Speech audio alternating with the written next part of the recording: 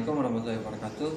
Kami di sini untuk mempresentasikan hasil proyek kami dari kelompok Kraken dari kelas 3 1 dengan saya selaku ketua kelompok dengan nama Husnia Farisal dengan NPM 0735231104 dan anggota kelompok di sebelah kanan saya. Perkenalkan, nama saya Fadlan M. Tahir dengan NPM 073523111143. Di sini saya sebagai pemateri 1 dan anggota kelompok di sebelah kiri saya. Perkenalkan, nama saya Dahlia dengan NPM 073524110008 sebagai pemateri 2. Oke, baik, di sini saya akan menjelaskan bagian dari saya, yaitu yang pertama skenario proses bisnis. Skenarionya yaitu Anda ditugaskan untuk mengembangkan model data sistem database bagi perusahaan menengah yang digunakan untuk melacak klaim kesehatan.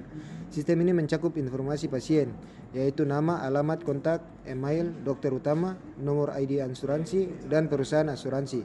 Kemudian dokter, nama, spesialisasi, afiliasi rumah sakit, dan kontak. Kemudian rumah sakit, alamat, dan telepon, serta detail resep obat, tanggal pemberian, nama obat, dosis, durasi pemakaian, tujuan, dan efek samping. Sistem ini juga mencatat kunjungan pasien yang terbagi menjadi kunjungan awal, yaitu diagnosa pertama, kunjungan lanjutan, evaluasi pengobatan, dan kunjungan rutin pemeriksaan kesehatan umum. Yang pertama, kunjungan awal. Kunjungan pertama pasien untuk penyakit tertentu, di mana dokter memberikan diagnosa awal penyakit yang diderita. Kunjungan lanjutan dilakukan untuk memantau perkembangan pengobatan berdasarkan diagnosa sebelumnya. Yang terakhir, kunjungan rutin, pemeriksaan berkala meliputi pengecekan tekanan darah, tinggi badan, berat badan, dan diagnosa jika ditemukan kelainan. Relasi antar entitas termasuk pasien yang memiliki satu dokter utama, dokter yang dapat menangani banyak pasien, dan afiliasi dokter ke beberapa rumah sakit. Model ini dirancang untuk memastikan kelayakan klaim, menghindari konflik antar resep obat, dan mempermudah pengelolaan data kesehatan secara menyeluruh. Yang kedua, menentukan identitas, atribut, dan UID. Berdasarkan proses bisnis yang telah dianalisis sebelumnya, langkah berikut adalah menentukan entitas, atribut, dan UID atau Unique Identifier. Untuk setiap entitas, setiap atribut juga perlu diklarifikasikan sebagai mandatori, tidak boleh nul atau opsional, dapat bernilai nul. Di sini ada entitas pasien, atributnya, unique identifiernya ID pasien, atributnya nama, alamat, telepon, email, asuransi. Kemudian perusahaan asuransi.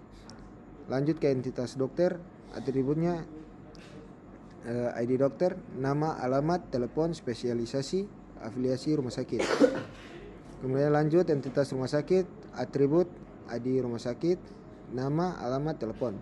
Entitas resep, atributnya ID resep, tanggal resep, dosis, durasi, nama obat, efek samping. Entitas kunjungan mencakup beberapa jenis, yaitu kunjungan awal, kunjungan lanjutan, setelah kunjungan pertama, dan kunjungan rutin. Setelah kunjungan pertama dan kunjungan rutin. Oleh karena itu, entitas kunjungan lebih sesuai jika menggunakan konsep supertype dan subtype untuk mengelola perbedaan supertype. Kunjungan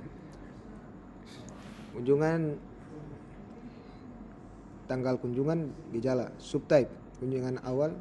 Di kunjungan awal akan dilakukan diagnosa awal, kemudian kunjungan lanjutan, proses hasil diagnosa, kemudian yang terakhir kunjungan rutin, tekanan darah, tinggi badan, berat badan, terus diagnosa penyakit lain jika ada kelainan. Nomor 3, menentukan relasi dan menggunakan diagram matriks. Berdasarkan skenario bisnis yang telah dijelaskan sebelumnya, ditemukan berbagai relasi antar entitas-entitas yang telah ditentukan. Untuk memastikan semua relasi identifikasi dengan baik, digunakan diagram matriks yang mencantumkan relasi-relasi tersebut beserta nama relasinya. Penamaan relasi dilakukan dalam dua arah untuk memberikan kejelasan. Selengkapnya, detail relasi antar entitas dapat dilihat dalam diagram matriks berikut. Jadi di sini saya akan menjelaskan hubungan antara entitas-entitas, yaitu yang pertama pasien, hubungan antara pasien dan dokter yaitu dirawat, pasien dan resep diberikan, kemudian pasien dengan kunjungan melakukan. Kemudian lanjut ke dokter, hubungan dokter dan pasien yaitu merawat, hubungan dokter dan rumah sakit bekerja, hubungan dokter dan resep membuat, dan terakhir hubungan dokter dan kunjungan yaitu layani. Kemudian rumah sakit, hubungan antara rumah sakit dan dokter yaitu mempunyai. Lanjut ke resep, hubungan resep dan pasien yaitu dimiliki, hubungan resep dan dokter diberikan. Kemudian yang terakhir kunjungan, hubungan kunjungan dan pasien melakukan, hubungan kunjungan dan dokter dilayani. Kita masuk ke menggambarkan ERT. Berdasarkan hasil dari langkah-langkah sebelumnya, diagram matriks atau diagram matriks, optionality dan cardinality ERD lengkap dapat digambarkan dengan mengintegrasikan semua relasi yang telah ditentukan. Di sini gambaran ERT-nya, di dalam gambaran ERT ada yang disebut one to many dan many to many. Di sini saya akan jelaskan one to many, yaitu antara resep dan pasien. Jadi setiap resep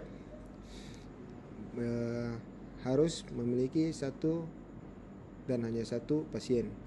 Kemudian pasien boleh memiliki dan setiap pasien boleh memiliki satu atau lebih resep. Itu adalah one to many. Terus kemudian many to many yaitu antara pasien dan dokter. Jadi pembacaannya seperti setiap pasien harus memiliki satu atau lebih dokter. Terus sebaliknya, dokter harus memiliki satu atau lebih dari pasien. Itu saja dari saya. Saya akan lanjutkan kepada pemateri kedua. Baik, Assalamualaikum warahmatullahi wabarakatuh. Perkenalkan, nama saya Dahlia dengan NPM 073524110008. Saya akan melanjutkan penjelasan yang sudah dijelaskan sebelumnya. Di sini kita langsung saja. Saya langsung lanjut ke cari supertype dan subtype. Oke. Kita langsung masuk ke ERD-nya. Di sini ada pasien boleh melakukan lebih dari satu kali kunjungan, sementara kunjungan harus dilakukan satu pasien.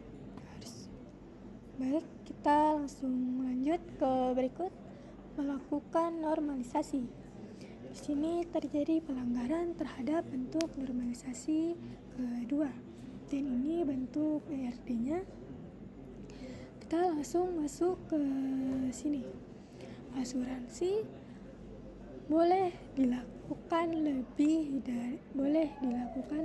dari satu orang. Sementara asuransi boleh dilakukan lebih dari satu pasien, sementara pasien harus melakukan asuransi. Baik, kita lanjut ke pasien ke dokter. Di sini banyak pasien harus memiliki banyak dokter dan dokter harus memiliki banyak pasien. Kita lanjut menyelesaikan masalah relasi money to money. Kita langsung masuk ke IRD-nya. Di sini dokter boleh boleh memiliki lebih dari satu jadwal tugas, sementara jadwal tugas harus dimiliki dokter. Kita lanjut ke bagian relasi non transferable. kita langsung masuk ke IRD-nya. Di sini asuransi boleh dilakukan lebih dari satu pasien, sementara transfer pasien harus melakukan asuransi. Lanjut ke pasien ke resep. Di sini pasien boleh melakukan transfer lebih dari satu resep, sementara resep harus dimiliki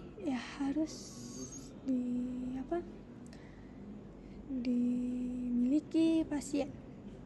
Baik, itu saja, kurang lebihnya akan dilanjutkan ke teman berikut. Oke, baik. Di sini saya akan melanjutkan pada langkah 10, itu melakukan mapping ke dalam diagram tabel, tipe data dan presisi. Untuk yang pertama, tabel asuransi itu ada nama tabel asuransi dengan kolom key, itu ada primary key. Untuk nama kolom ID asuransi, dan optionality-nya mandatory, dan tipe datanya number untuk nama kolom ID asuransi, dan panjang presisi itu maksimal 5 karakter. Untuk varchar itu nama kolomnya nama asuransi dan panjang presisinya maksimal 30. Oke, lanjut ke tabel pasien. Itu ada tabel pasien, dan kolom pertama itu ada primary key untuk nama kolom ID asuransi, unique key untuk nama kolom email, foreign key untuk ID asuransi. Dan optionality secara keseluruhan itu mandatory, kecuali ada optional di nama kolom email.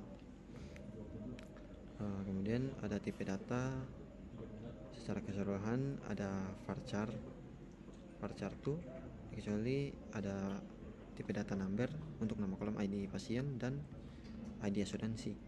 Dan panjang presisinya itu maksimal 5 untuk ID pasien, 50 untuk nama, 50 untuk alamat, 15 untuk telepon, 30 untuk email, 5 untuk ID asuransi.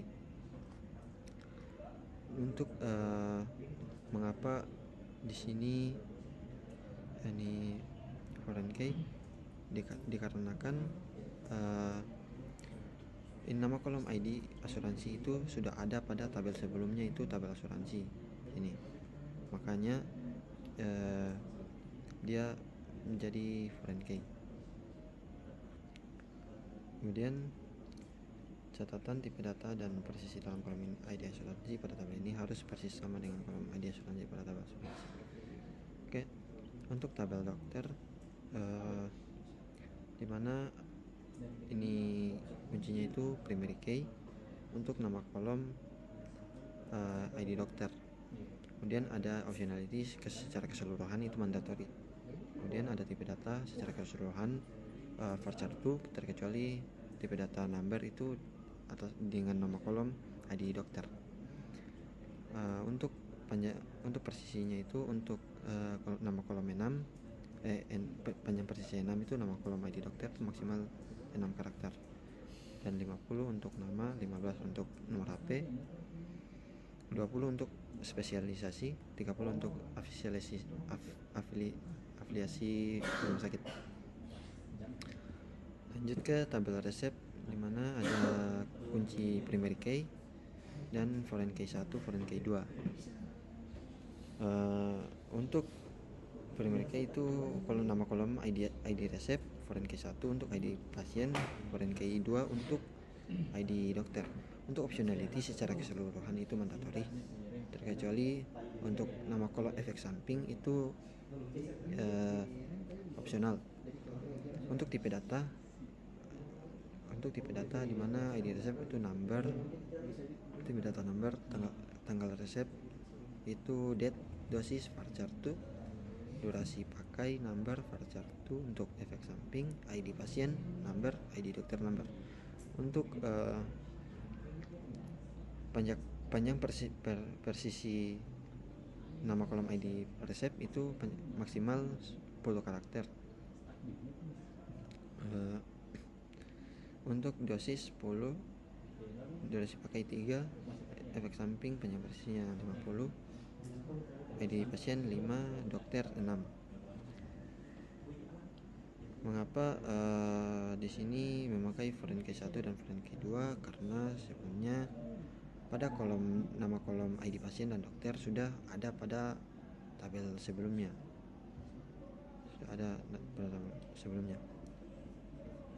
Oke. Saya lanjut ke tabel kunjungan, di mana untuk kunci primary key, di mana ada kolom kunci untuk primary key, foreign key 1 dan foreign key 2. Untuk primary key, nama kolomnya ID kunjungan. Untuk ID dokter itu foreign key 1, ID pasien foreign key 2. Secara keseluruhan optionality-nya itu mandatori, terkecuali diagnosa awal itu opsional. Dengan tipe data, pada kolom tipe data itu untuk ID kunjungan itu secara keseluruhan itu number, terkecuali untuk nama kolom gejala itu varchar 2 dan diagnosa awal varchar 2. Untuk panjang persisi karakter itu untuk ID kunjungan maksimal 10, gejala 100, diagnosa 50, ID dokter 6 dan ID pasien 5. Mungkin untuk kunjungan lanjutan itu kuncinya primary key untuk nama kolom ID kunjungan dan foreign key 1 ID dokter, foreign key 2 ID pasien. Dengan optionality secara keseluruhan itu mandatori.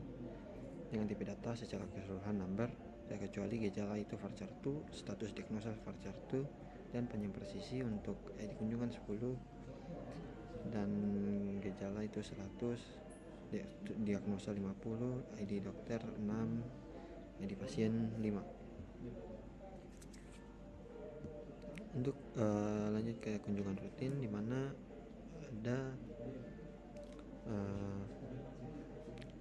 kunci primary key untuk nama kolom ID kunjungan, foreign key 1, foreign key 2, ID dokter dan ID pasien. Kemudian secara keseluruhan optionality mandatori, terkecuali diagnosa itu opsional. Tapi dengan tipe data number untuk ID kunjungan varchar 2, untuk gejala tekanan darah untuk varchar 2, tinggi badan number, berat badan number, dan diagnosa varchar 2, ID dokter dan pasien itu number. Dan ini panjang persisi sebuah karakter maksimal pada yang ada pada kolom persisi ini. Ya, mungkin saya lanjut ke perintah SQL-nya, dimana di sini untuk yang pertama perintah membuat tabel asuransi, dimana saya menggunakan perintah create tabel asuransi untuk membuat tabel asuransi, dimana di dalam ada kolom dengan tipe data number, panjang persisinya 5, dengan menggunakan constraint untuk menetapkan nama ID asuransi ke dalam primary key dan nama asuransi. Kemudian ada kolom nama asuransi untuk tipe data varchar 2 dengan panjang persisi maksimalnya 30 dan menggunakan perintah constraint untuk menetapkan nama asuransi ke dalam not null. Kemudian hasilnya seperti berikut. Saya lanjut ke perintah membuat tabel pasien. Di sini untuk membuat tabel pasien saya menggunakan perintah create tabel pasien, di mana ada kolom ID pasien dengan tipe data number dengan panjang persisinya maksimal 5, menggunakan perintah untuk menetapkan nama ID pasien ke dalam primary key, dan ada kolom nama untuk varchar 2 dengan